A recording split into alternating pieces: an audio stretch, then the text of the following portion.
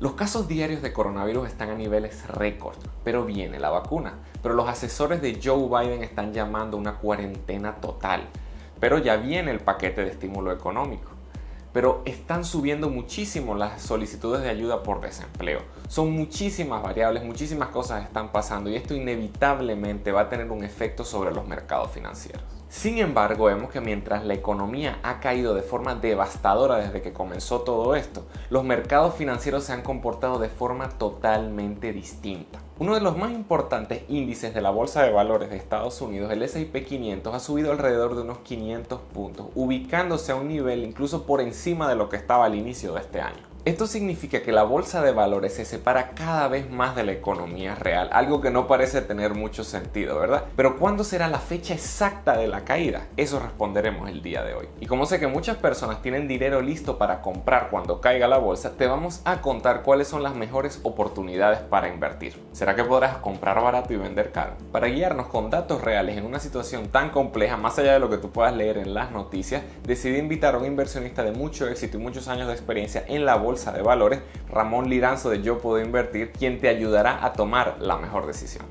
¿Por qué la bolsa se ha mantenido en alza? ¿Por qué no ha caído? ¿Qué ha pasado? ¿Qué explica todo eso que está pasando? Bueno, Gabriel, realmente hay varias cosas que tenemos que ver o analizar para entender ese fenómeno. Lo primero que yo siempre digo es que aunque la economía y el mercado están relacionados, no son la misma cosa. Eso es lo primero que tenemos que entender. Tú como economista lo tienes súper claro. Entonces, el mercado es una máquina de descontar el futuro. Según las noticias y las expectativas que tengan los inversionistas de lo que va a pasar al futuro, es como ellos ven entonces cómo está al día de hoy o el precio que le ponen al mercado. Eso es lo primero. Claro, en el tiempo, la productividad de una economía, lo que genera valor a una economía, es lo que termina impactando en el largo tiempo, ¿verdad? El desempeño de los mercados, porque las compañías que están dentro que se cotizan en un mercado, pues dependen de qué tan bien le vaya en la economía. O sea que evidentemente, pues al final sí lo va a impactar, pero el mercado tiende a ser más radical y más emocional. Creo que el mismo Benjamin Graham lo decía que era como depresivo compulsivo. ¿Cómo era? No recuerdo. Obsesivo compulsivo. Obsesivo compulsivo, o sea que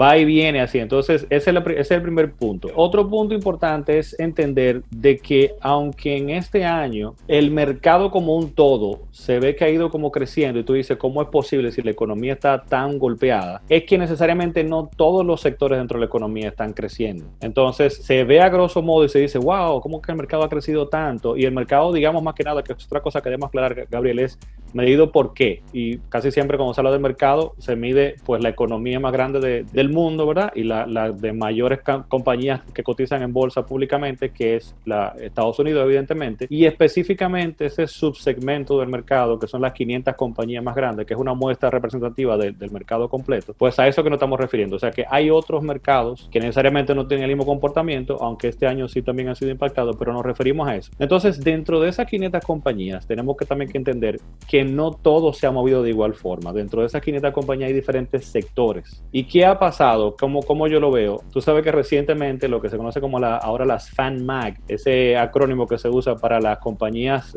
más grandes de ese índice, que actualmente son las de tecnología. Estamos hablando de FANMAG, viene de Facebook, Apple, Netflix, Microsoft, Google y Amazon. Esas 6 compañías, Gabriel, solamente esas 6 compañías de ese índice de 500 representa por su nivel de capitalización en este momento alrededor de un 20%. Solo 6 compañías, 20%. Ese grupo de compañías es más grande que el Producto Interno Bruto de muchos países, incluso algunos países desarrollados. O sea, es un asunto impresionantemente grande. Y si nos damos cuenta, todas son del sector de tecnología. Ese sector de tecnología, en medio de esta pandemia, todo el mundo enclaustrado y demás, pues evidentemente que el mercado entiende que a esa compañía le va a ir muy bien porque todas son digitales y son de tecnología y son las que van driveando, digamos, ese crecimiento a grosso modo. Porque si yo tengo una compañía pequeña que crece quizá un 20%, un 30%, pero representa muy poco de ese índice, no lo va a mover mucho. Ahora, estas 6 compañías, todas de tecnología, en el sector de tecnología, se mueven un 10% y es un 10% de un 20% total del mercado. Entonces, definitivamente hacen peso y la mueven. Entonces, yéndole tan bien a estas compañías, se ve como el mercado como un todo, pero en realidad, por ejemplo, el subsegmento de pequeñas empresas dentro de ese mercado no le ha ido nada bien, le ha ido todavía muy mal y recientemente se está recuperando por la expectativa de nuevo del mercado de que al salir la vacuna o estar ya próximo a salir, ya se ve el horizonte de que está más cerca, entonces ya hay una expectativa, ok, se va a recuperar ahora esas pequeñas empresas. Entonces yo te traigo una gráfica interesante para que se vea esto y quede un poquito más claro, y es la primera lámina que te pasé por ahí, que tenemos aquí en pantalla ahora, y básicamente te presenta los diferentes sectores medido a agosto, 28 de agosto de este año, y te puedes dar cuenta de que tecnología a ese punto tenía un 34% de crecimiento. Sin embargo, dentro de esas 500 compañías está el subsegmento del sector energía con un menos 40%, finanzas con un menos 17%, utilidades, está hablando de electricidad y todo esto, con un menos 9%. Entonces, si te das cuenta de esa forma, entonces no es que el mercado como un todo ha ido creciendo y que está completamente irracional. O sea, que es el primer punto que yo diría que hay que tomar en cuenta para no ver esto como que está completamente divorciado y es una locura. Sí, también pasa mucho, que es otro punto que debemos tomar en cuenta, que es que el mercado o los diferentes mercados de diferentes tipos de activos, en este caso estamos hablando de las acciones como tal, se mueven según donde esté el dinero o donde yo pueda proteger mi dinero. Entonces, versus a lo que es invertir en acciones, el otro gran activo que tenemos para poder invertir son los bonos. Y dado entonces la muy baja tasa de retorno que tienen ahora mismo los bonos en corto y largo plazo por un asunto de incentivar a la economía, pues evidentemente los inversionistas salen de este activo y dicen, ¿dónde me refugio? Veo que las acciones están creciendo, pues voy para allá y decido entonces asumir un poco más de riesgo buscando esta rentabilidad. Buenísimo, buenísimo. Efectivamente, o sea, la economía funciona de esa forma, los mercados financieros tienen como sus particularidades que, como estamos mencionando por esas razones que dice, incluso hasta por una cuestión de medición, que es interesante, el solo hecho de que la medición represente cosas distintas, entonces claro, el índice, que es donde se está invirtiendo, representa, o sea, tiene un comportamiento distinto. Pero entonces, tomando en cuenta todos estos factores, el mercado, obviamente, siempre hay subidas, hay bajadas, hay correcciones. Y he visto por ahí comentarios de que no, que el mercado está sobrevaluado, ¿qué tal? Entonces, la pregunta sería, ¿qué factores o qué influiría para que haya una corrección en el mercado? ¿Qué factores? Muchísimas cosas. Lo primero que tenemos que tener claro es eso, como tú mencionabas, las correcciones. Y vamos a explicar un poquito qué es eso de correcciones para quizá las personas que no están muy al tanto de ese detalle. Se le llama corrección porque tienden a ser caídas regulares, repetitivas, hasta con un timing que voy a mencionar ahora, y donde hay regularmente siempre viene una recuperación. Y es una forma como de decir, ok, te está sobrepasando, te está sobrevaluando la emoción de los inversionistas del FOMO ¿no? De Fear of Missing Out, de perderme del evento, ¿no? Y de quedarme fuera, ya te pasaste. Entonces llega algún evento que dispara un poco de miedo en el mercado. ¿Qué puede ser? Muchísimas cosas, cualquier cosa. Puede ser simplemente a lo interno del sistema financiero y de los mercados, donde, por ejemplo, el Banco Central, la Fed de Estados Unidos decida cambiar su política monetaria, por ejemplo, donde dice que, ok, entiendo que hay que comenzar a subir tasas. Eso podría destapar una corrección, por ejemplo, porque entonces la gente podría de nuevo decir, bueno, ahora ya la Fed está viendo una recuperación de los bonos, me voy a pasar hacia allá, por ejemplo. Pero también cualquier cosa puede destapar una corrección o un bear market, que sería la siguiente categoría de caída, que es de más de un 20%. Bien, una caída de más de un 20% se considera un bear market. Y fue, por ejemplo, en este caso, porque tuvimos un bear market recientemente en marzo, cuando entró la pandemia, nos damos cuenta de que eventos externos a lo que es el mercado como tal, fuera del sistema, también pueden impactarlo, que fue esta noticia de la llegada del coronavirus. O sea que quién sabe lo que pueda pasar y lo que pueda provocarlo. No sabemos. Ahora, correcciones, caída de un 10% o más, de un 10 a un 20%, se tienen regularmente en ese mercado en promedio, cada 8 a 12 meses. O sea que prácticamente todos los años usted va a ver una corrección. Entonces, es la forma en que funciona el mercado. Va a venir la corrección. Es de esperarse, es cómo funciona el mercado. ¿Qué la va a provocar? Realmente no sabemos. Vamos a esperar cómo siguen los mercados. Bueno, son todos esos factores que pueden influenciar. La cosa es no tener miedo, sino que eso funciona de esa forma, si uno sigue una estrategia. Bueno, que de eso podemos comentar un poquito más adelante. Entonces, una pregunta específica que siempre hace la gente, bueno, especialmente digamos, inversionistas principiantes, que se ve bastante. No, pero entonces, ¿cuándo va a ser? ¿Cuál es la fecha? Dime la predicción. Entonces, ¿cómo tú respondes a esa pregunta? Bueno, quien lo sepa, por favor, que me escriba para yo también hacer mis movimientos y demás. Nadie sabe lo que va a pasar. Y yo creo, mira, Gabriel, hay un comentario, y con todo el respeto de tu profesión, pero yo creo que tú vas a estar conmigo y voy a explicar a qué me refiero. El asunto de los economistas y hacer estas predicciones de lo que va a pasar por un próximo año, yo siempre digo que hay básicamente, señores, 3 escenarios posibles: que vaya mejor, que vaya peor o que todo siga igual. Y tú vas a encontrar economistas que te van a presentar los 3 escenarios. Siempre te van a presentar los 3 escenarios. Uno de los 3 la va a pegar porque no hay otra opción. Y ese es el que te van a presentar en las noticias como el gurú que determinó y que dio con el traste con el asunto. Entonces, realmente este año demostró que no hay forma de determinar lo que pueda pasar en los mercados, porque nadie se le podría ocurrir que llegáramos a una situación como la que estamos actualmente, de una pandemia mundial. Ahora, en respeto de la profesión de los economistas y demás, sí que pasa. Claro, yo no puedo vivir a la deriva, yo no puedo vivir simplemente esperando lo que va a pasar. Entonces, por eso, claro, hay modelos y hay estimaciones que se hacen que son definitivamente útiles para usted poder tomar acción de políticas económicas, de una cantidad de cosas, de proyectos y demás, pero siempre tenemos que entender que esos modelos tratan de representar la realidad, pero es imposible que sean completamente 100% infalibles, porque el futuro es incierto. Las predicciones, las estimaciones, los modelos son válidos, pero siempre tenemos que entender que el futuro es incierto y nadie te va a poder decir exactamente lo que va a pasar al futuro. Ese es el punto. Bueno, ahí está súper claro. Para el que no lo entendió y siga actuando de la misma forma, bueno, ahí se va a seguir equivocando. Efectivamente, o sea, siempre hay predicciones en todos los sentidos. Los economistas tienden a eso. Entonces, efectivamente, en las noticias va a salir el personaje que supuestamente la pegó, porque casi que Exacto. eso. Y bueno, y efectivamente yo he estado, bueno, en la universidad estudiando econometría, no sé qué, todo ese montón de modelos.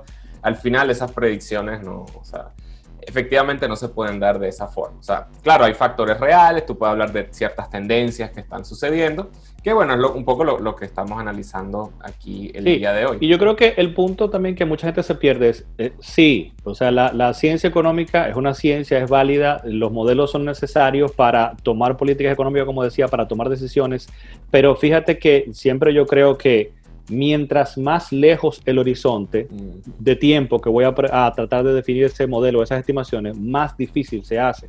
Entonces, por eso organizaciones mundiales, los gobiernos de los diferentes países, a lo más que pueden llegar y se atreven a decir es el próximo año, los 12 meses. Y de hecho, el seguimiento de los bancos centrales es prácticamente diario y mensual para ir viendo, o sea, cómo va la economía, cómo está el flujo del dinero, cómo está la masa económica, cómo está la economía, o sea, la actividad económica mensual, los promedios, cómo está el desempleo, para ir tomando decisiones día a día, semana a semana. Pero esa es lo mejor que podemos llegar. Inmediatamente nos vamos a 6 meses, 12 meses, 1 año, 2 años. O sea, se va poniendo cada vez más difícil poder determinar. Exactamente. Y por eso es que uno ve siempre la noticia de el Fondo Monetario ajustó su predicción al alza o a la baja. Exactamente. Sí, efectivamente. Es así.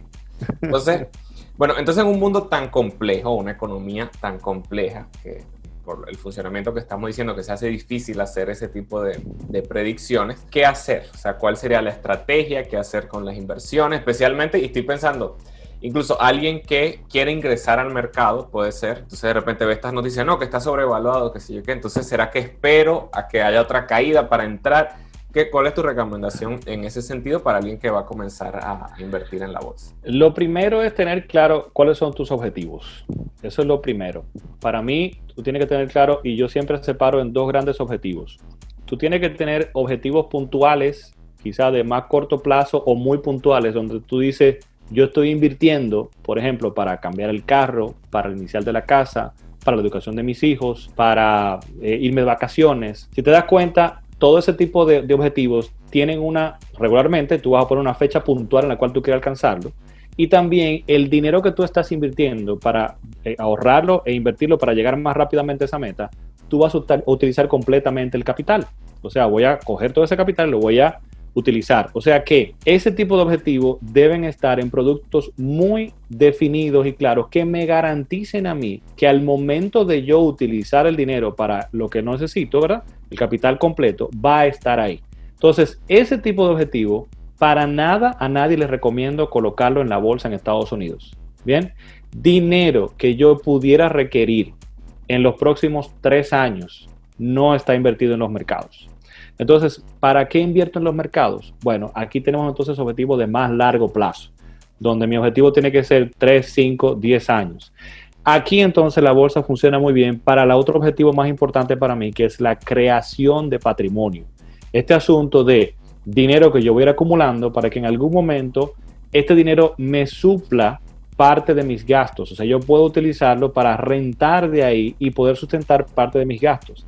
En ese sentido, fíjate que es muy diferente a los otros objetivos porque el capital yo nunca lo voy a utilizar. Yo estas inversiones las dejo trabajando de por vida y luego más adelante comienzo a vivir de ellas. Para mí ese es el principal objetivo que hay que tener claro en la bolsa en Estados Unidos. Inversionistas regulares entonces, con esta estrategia de largo plazo, ¿qué deben hacer? Diversificar correctamente. Tener una estrategia de inversión, no ser tácticos. Cuando hablamos de estrategia es algo que yo defino y dejo caminar en el tiempo y no tengo que estar cambiando regularmente. Ahí va el punto de que yo no tengo que estar viendo que si el mercado subió, que si espero, que si entro, que si salgo, que no sé qué cosa. No, usted tiene su plan de crecimiento de patrimonio en el tiempo y siempre va agregando. El mercado cayó, agregó más, está en oferta. El mercado subió, sigo agregando porque en 5 o 10 años va a estar más arriba. Entonces, si te parece, Gabriel, te voy a mostrar aquí otra gráfica que te traje acá, donde presenta lo siguiente, que me gusta aclarar mucho en este punto, con este tipo de crisis como la que estamos viviendo. Una medida que le encanta a los medios de comunicación presentar en las crisis es la caída que ha tenido desde su punto más alto. Bien, entonces, ¿qué pasa? Te miden lo siguiente. En la caída de marzo que tuvimos, te dicen el S&P 500, ese índice que hablamos del mercado de Estados Unidos, cayó un 30, creo que fue un 32, 33% que llegó en su punto más bajo. Bien, y tú dices, Dios mío, un 30, 32%, se está acabando el mundo. Y claro, si una persona tiene, por ejemplo, $1 millón invertidos solamente en ese índice, que vamos a hablar también un poquito de eso ahora, y tú ves que cayó un 32%, y tú dices, ahora tengo $680,000 y tenía $1 millón. Tú dices, demonios, o sea, he perdido $300,000 en 2 o 3 semanas. Claro que te va a dar un asunto en el estómago. Bien, ahora, 2 cosas. Se supone que tú no debes estar solamente en ese activo, eso es lo primero. Y segundo, te muestro esta gráfica donde te estoy presentando acá, en la tercera gráfica que tenemos ahí, lo que es el crecimiento de un portafolio en los últimos 25 años, si tú hubieras colocado $10,000 y lo dejas caminar ahí todo el tiempo. Esa caída de un 32%, ¿qué representa en el largo plazo? ¿Cómo se ve a nivel del porcentaje de retorno que yo he obtenido? Y esta gráfica es con un portafolio bien diversificado, debo aclarar. No es solamente en el S&P 500, sino un portafolio diversificado que voy a aplicar a continuación. Para el primer punto que está marcado en rojo ahí, que dice 8.75%, CAGR, ese es el Compound Annual Growth Rate, o sea, el retorno promedio de interés compuesto que yo he obtenido en todo ese tiempo, ha sido en ese portafolio de un 8.75% en dólares.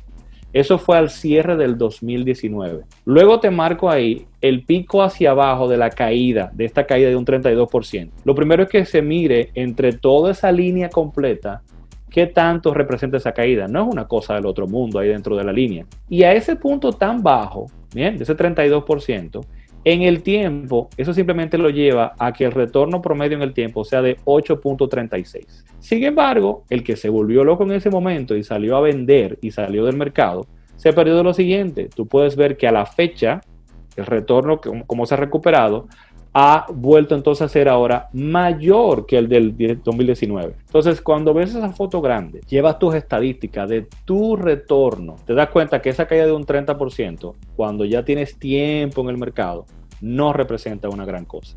Si acabaste de entrar, lamentablemente sí te va a impactar, pero ¿qué debes hacer? O sea, lo vas a ver como algo muy grande, pero ¿qué debes hacer? Si estás constantemente entrando en el mercado, estás colocando en precio de oferta cuando baja y se va a comenzar a recuperar mejor y esto se balancea en el tiempo. Por lo que nos estás comentando, se trata de ir invirtiendo como progresivamente en el mercado Y así entonces no sufrir, digamos, por esas caídas que se pueden dar y aprovechar también las subidas, como un poco ese efecto del promedio de lo que se va realizando. Exactamente. Entonces, ahora, más allá de eso, siempre se habla de, porque también está el tema, ¿no?, en qué invertir. Entonces, está siempre la idea de la diversificación. Entonces, ¿qué nos puedes comentar sobre ese tema? Eso es importantísimo porque, por ejemplo, como presentaba en esa gráfica, esto es un portafolio bien diversificado en el tiempo y el comportamiento del mismo. Esto va a ser menos fluctuante, menos hacia arriba y hacia abajo, esas subidas y caídas bruscas que tiene el mercado, ese solo activo de las acciones en Estados Unidos, va a ser muy diferente. Y hay otra gráfica que te comparto por aquí, que es la última que tenemos ahí. Te muestra el efecto de la diversificación. ¿Qué es diversificar? Es, como digo yo, no solamente la gente siempre dice, no, esa me la sé. Eso es no poner todos los huevos en la misma canasta y listo.